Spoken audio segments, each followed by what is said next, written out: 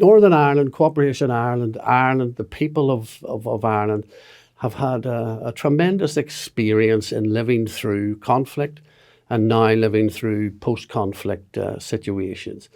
And the feeling is that we have a lot to share.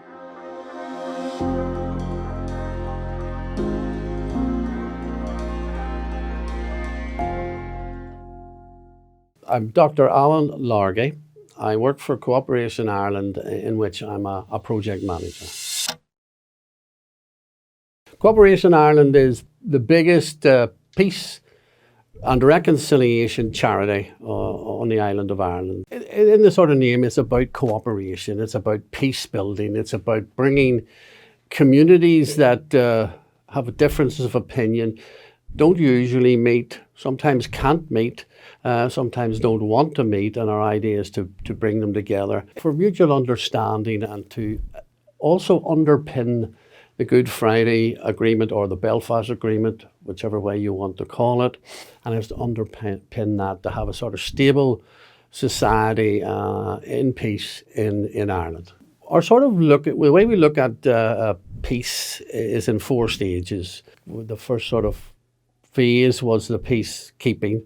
Then the second stage was the peacemaking, when the sides, if you want to call it that, started to talk to each other. Then we had to make the rest of the peace, and we're continually doing that. The 4th phase was this idea of peace sharing.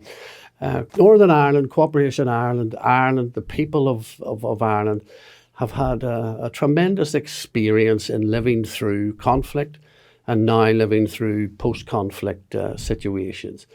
And the feeling is that we have a lot to share. We don't believe that we have a lot to tell people what to do.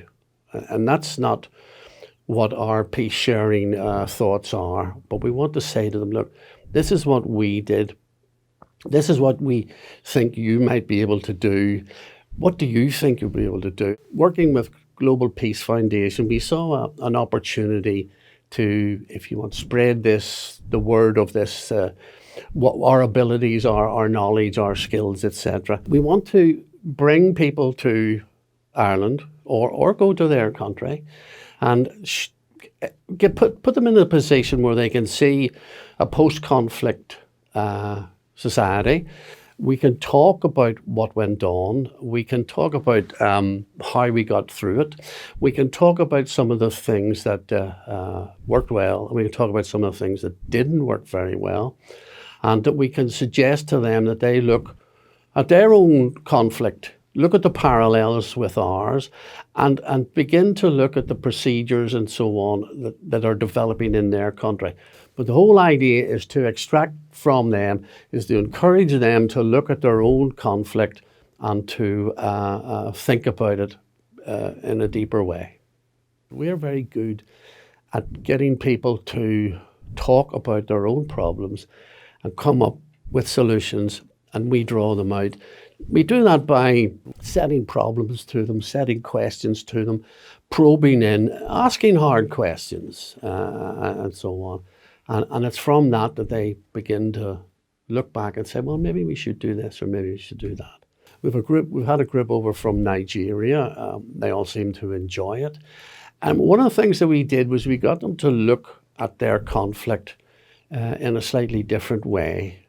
In 2017, we had the opportunity of participating in the training workshop that was organized by Cooperation Ireland. The workshop helped us to ask ourselves the right question. How best do we go about this? How best do we do this? Who best do we work with? How best do we get to where we want to go to?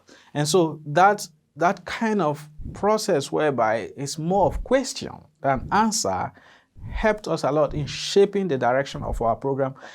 In fact, if we had the opportunity of undergoing that training 2 or 3 years earlier, it would have saved us a year. That workshop was very, very instrumental in giving us some context and direction as to how best to frame our work.